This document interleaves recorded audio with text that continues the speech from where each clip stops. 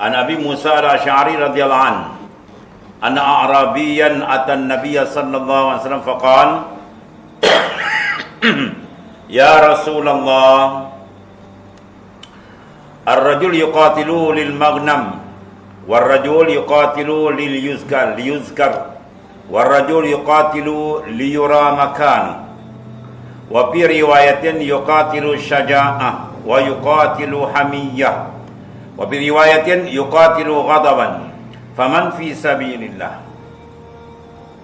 Faqala sallallahu man qatala litakuna kalimatullahi hiyal ulya fahuwa fi sabilillah.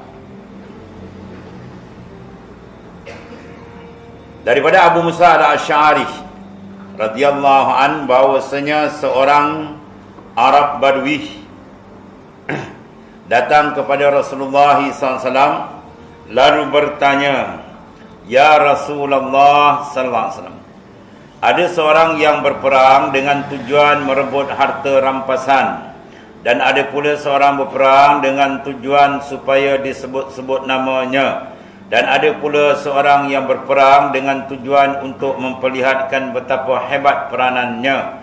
Dan dalam riwayat lain ada seorang yang berperang untuk menunjukkan keberaniannya. Dan ada pula seorang yang berperang untuk membalas dendam ya keluarganya kerana ada di antara keluarganya yang telah terbunuh dalam peperangan yang lalu. Dan dalam riwayat yang lain ada pula disebut ada seorang berperang kerana mahu melepaskan kemarahannya. Maka yang mana di antara semua ini yang dianggap orang yang benar berperang fi sabilillah? Lalu Rasulullah SAW menyatakan, siapa yang berperang kerana tujuan supaya kalimah Allah SWT, iaitu agama Islam, menjadi tinggi, maka orang itu sajalah dikatakan berjihad fi sabilillah. Keterangan yang Allah SWT menghendaki supaya para mujahid mengikhlaskan niat semata-mata kerana Allah Ta'ala, tidak dicampuri dengan tujuan-tujuan lain. Dan Allah SWT hanya menerima pengorbanan yang dibuat semata-mata mengharapkan keredaannya dan tidak mahu menerima pengorbanan yang dicampur dengan tujuan-tujuan lain walaupun hanya sedikit. Begitulah besarnya keredaan Allah Ta'ala.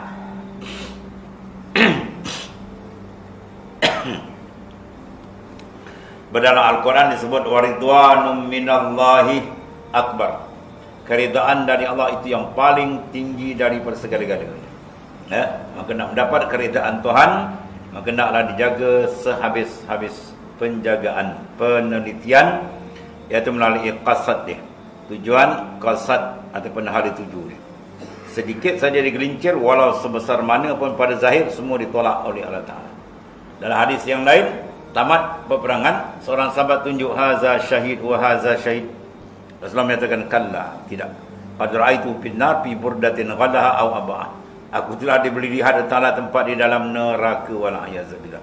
Padahal nak pergi perang tu kan cukup hebat dan menyambung nyawa, tinggal anak isteri, pergi tu 50 balik ataupun tidak dan ya, salah satu perjuangan yang sangat besar, tetapi ada di sana lagi besar penilaian ni ialah qalbi, hati. Kalau hati dia betul, dia ikhlas, tuan terima.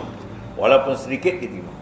Tapi kalau dalam dia wasak dia, walaupun besar, habis semua dia tolak. Itu menandakan apa? Penjagaan dalaman tempat tidur Allah sangat-sangat penting. Maka ibadat jangan dicampur. Ya, jangan dicampur. Dia ada mutlak. Bagaimana air juga lah. Dia air itu mutlak. Dia ada power. Kalau air itu sudah mutaghayyir, dia berubah dah habis. Itu qasad, bila kita niat qasad selain daripada Ta'ala saya, maka dia sudah rosak. Ya, tidak diiktiraf oleh Allah Ta'ala. Ini cara Ta'ala dia lain. Dia nak benda bersih. Innallaha jamil yuhibbul jamal. Ya. Baik, yang kedua, kalau benda ni berlaku zaman dahulu, yang padanya ada Rasul lagi, ya, sahabat lagi tabi'in. Pada zaman sekarang, oh, tak payahlah. Ya, tak payah kita nak rasa hebat. Dan kalau terberlaku pun tak ada pelik bagi kita, sebab zaman kita Nabi dah tak ada. Rasul dah tak ada tabi'in, dah tak ada, tinggal ujung-ujung, dan kalau terbalik tertonggeng pun biasa dah tu. Itu memang jadi pelik bagi kita maknanya. Sebab tu satu. Yang ketiga, kita kena wajib berjaga-jaga. Kalau zaman Rasul lagi boleh terpusing, apatah zaman sekarang. Ya, kita kena ambil ihtimam betul-betul, cermat betul-betul dalam penjagaan ini. Sebab benda ni merupakan satu peluang sekali lalu. Ya, kita hidup atas dunia sekali lalu ni. Dia tak ada patah balik. Kalau betul, betul lah. Kalau tak betul, itulah dia. Saat-saat yang sangat-sangat genting bagi kita. Ini saat kita hidup sekarang. Makin sikit umur kita makin kurang dekat kita untuk balik menghadap Allah Subhanahu Wa Taala. Ya, kalau tak betul kedudukan ni, wala ayazabillah, kalau betul berjaya besarlah dia. Ya, dengan masa yang singkat dia dapat meraih untung yang besar, kebahagiaan yang kekal abadi selama-lamanya. Ya.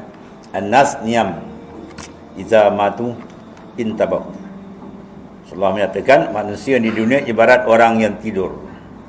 Ya, kita tidur, iza matu, bila dia mati, intabahu, baru dia sedar, Allah dah habislah hidup. Ya, aku dapat benda ni ke apa semua dah tinggal. Maknanya ibarat orang tidur. Orang tidur makna apa? Memberikan satu gambaran masa yang sangat-sangat ringkas.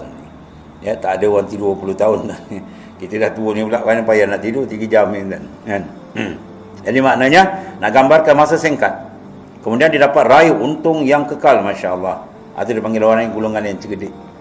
Ya, sebab Rasul letakkan abna Adam ati rabbak fatusammah akilan.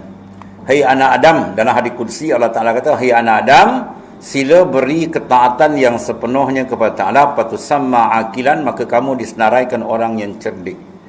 Wala ta'si, jangan kita derhakai dia, maka sebab itu kamu dirasakan orang yang tidak cerdik. Orang yang bodoh maknanya. Sebab memilih jalan memerangkap diri dia di sana. Ya, sebab masa pendek sangat. Ya, masa pendek sebentar je, bukan lama sangat. Tahan sekejap je. Ya, sabar mengerjakan taat, sabar meninggalkan maksiat, sabar ketinggian masaib, uji-ujian yang Tuhan datangkan, sabar sebentar je. Lepas ni tak boleh.